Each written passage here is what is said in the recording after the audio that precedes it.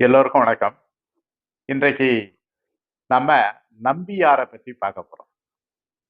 நம்பியார்னா, நம்பியார்ன்னு சொன்னோனே எனக்கு சிரிப்பு வருது. ஏன்னா, நம்பியார் என்பது நம்பியார்ன்னு சொன்னோனே எனக்கு ஞாபகம் எம்ஜிஆர் ஞாபகத்துக்கு வரும். அதே மாரி எம்ஜிஆர் பெயர கேட்டவுடனே நம்பியார் ஞாபகத்துக்கு வரும். ஆனா, இன்னைக்கு நம்ம பார்க்க போறது நம்பி ஆறு என்று சொல்லக்கூடிய ஒரு ஆறு. இந்த ஆற்ற பத்தி தான் நம்ம பார்க்க போறோம்.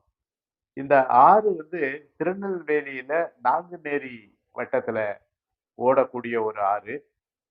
அந்த நாங்குநேரி பகுதியில் இருக்கக்கூடிய மேற்கு தொடர்ச்சி மலையில திருக்குறுங்குடி என்ற இடத்துல பிறந்து அங்கிருந்து அங்க நாங்குநேரி தாலுகாவிலே கிட்டத்தட்ட ஒரு 45 கிலோமீட்டர் ஓடி மன்னார் வளைகுடாவில் வந்து சங்கமமாகக்கூடிய ஒரு ஆறு இது.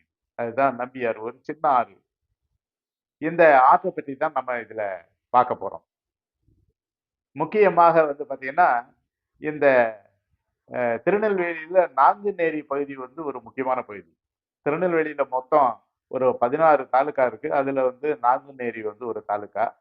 இந்த தாலுகாவுல திருக்குறுங்குடி அப்படின்ற இடத்துல தான் இந்த ஆறு மேற்கு தொடர்ச்சி மலையில கிட்டத்தட்ட ஒரு 4000 அடி உயரத்துல திருக்குறுங்குடி என்ற இடத்துல வந்து இந்த நம்பியார் வந்து பிறக்குது. மகேந்திரகிரி என்ற மலை அடிவாரத்துக்கு வருது. அந்த அடிவாரத்துல வந்து 4 ஆறுகள் வந்து அதோட வந்து சேருது. அதெல்லாம் இதனுடைய துணை ஆறுகள். ஒண்ணு வந்து பரட்டை ஆறு, இன்னொன்னு தாமரை ஆறு, இன்னொரு ஆறு கொடுமுடி ஆறு, இன்னொன்னு பம்பை ஆறு. இந்த 4 துணை ஆறுகள் இதோட சேருது. இந்த சேர்ந்த பிற்பாடு இந்த நம்பியாறு வந்து 45 கிலோமீட்டர் இந்த நாங்குநேரி வட்டத்துல வந்து ஓடுது. ஓடி நான் வந்து சொன்னேன் நானு, இந்த மன்னார் வளைகுடாவுல வந்து இது சங்கமம் ஆகுது அப்படின்னு சொன்னேன். இப்ப இந்த மேற்கு தொடர்ச்சி மலையை பற்றி சொல்லும்போது, ஒரு சிலர் கேட்டாங்க, இந்த மேற்கு தொடர்ச்சி மலை அப்படின்னு சொல்றீங்க, அதை பற்றி கொஞ்சம் சொல்லுங்களேன் அப்படின்ற மாதிரி சொன்னாங்க. அதனால அதை பற்றி ஒரு சில தகவல்கள், முக்கியமான தகவல்களை உங்களுக்கு சொல்லலாம்னு நினைக்கிறேன். இந்த பொதுவாக மலைப்பகுதியில நிறைய ஆறுகள் வந்து பிறக்கும். குறிப்பாக இந்த மேற்கு தொடர்ச்சி மலை வந்து இந்தியாவினுடைய மேற்கு பகுதியில அரபிக்கடலுக்கு இணையாக அமைந்துள்ள ஒரு மலைத்தொடர் அது. அங்க குறிப்பா பாத்தீங்கன்னா, அரபிக்கடல்ல இருந்து வரக்கூடிய குளிர்ந்த காற்று இந்த மலைகள்ல பட்டு அதிகமான மழைய கேரளாவிலையும் அந்த மேற்கு பகுதியிலையும் அதிகமான மழையை கொடுக்குது. அதற்கு மாறாக இங்க அதே கிழக்கு பகுதியில தக்காண பீடபூமியில பாத்தீங்கன்னா, நமக்கெல்லாம் வந்து மிகவும் குறைவான மழையை தான் அது பெற்றுக் கொடுக்குது. உலகத்துல பாத்தீங்கன்னாக்கா, இந்த பல்லுயிர் வளங்கள் அதிகமா இருக்கக்கூடிய பகுதி அப்படின்னு சொல்லிட்டு ஒரு 8 பகுதிகளை தான் வந்து தேர்ந்தெடுத்திருக்காங்க. அந்த 8 பகுதிகள்ல நம்முடைய மேற்கு தொடர்ச்சி மலையும் உண்டு. அதுக்கு முக்கியமான காரணம் வந்து என்னன்னு கேட்டீங்கன்னா, இங்க இருக்கக்கூடிய தாவர வளங்கள் அதிகம். பூக்கும் தாவரங்களே கிட்டத்தட்ட வந்து 5000 பூக்கும் தாவரங்கள் இருக்குன்றாங்க. 139 வகையான பாலூட்டிகள் இருக்கு. 508 பறவைகள் இருக்கு. அதற்கு அடுத்தபடியாக ஆற்று படுகையை பற்றி சொல்லணும். இந்த நம்பியாறு பார்த்தீங்கன்னா, ஒரு சின்ன ஆறா இருந்தா கூட 45 கிலோமீட்டர் தான் ஓடக்கூடிய ஒரு ஆறு. ஆனா கூட அதுல வந்து கிட்டத்தட்ட 9 அணைக்கட்டுகள் இருக்கு என்று சொல்லுகிறார்கள். அதே மாரி இதனுடைய நீர்பிடிப்பு பகுதி 2018.4 சதுர கிலோமீட்டர் பரப்புள்ள ஆற்றுப்படுகை. இந்த ஆற்றுப்படுகைன்னு சொல்லும்போது ஒரு சிலர் என்ன கேட்டாங்க, ஆற்றுப்படுகைன்னா என்ன? அதே மாரி நீர்வழி பகுதின்னு சொல்றீங்க, நீர் பிடிப்பு பகுதின்னு சொல்றீங்க. இதுக்கு என்ன வித்தியாசம் அப்படின்ற மாரி கேட்டாங்க.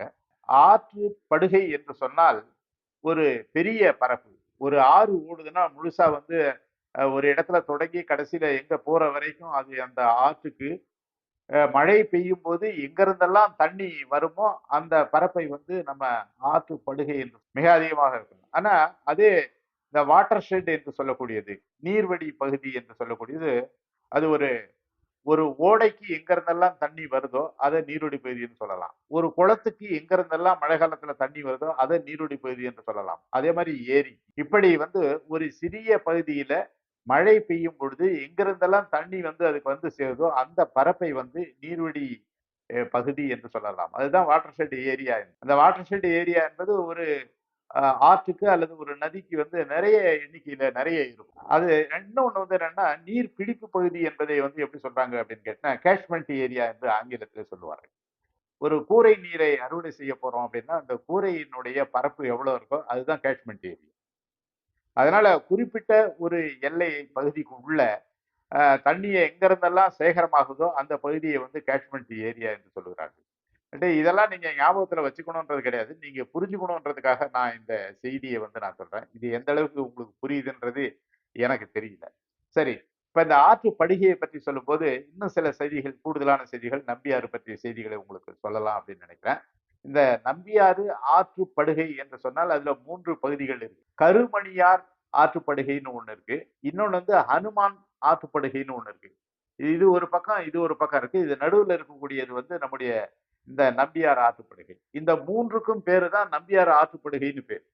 இது இல்லாம இந்த ஆற்றுப்படுகைக்கு ஒரு பக்கம் தாமிரபரணி ஆற்றுப்படுகை, இன்னொரு பக்கம் வந்து பாத்தீங்கன்னாக்கா கோடையார் ஆற்றுப்படுகை என்று இருக்கு. இதெல்லாம் வந்து எதனால நான் இத சொல்றேன் அப்படின்னு கேட்டா, இதெல்லாம் பக்கம் பக்கமாக இருக்கக்கூடிய ஆற்றுப்படுகைகள் என்பதற்காக நான் இதை சொல்லுகிறேன்.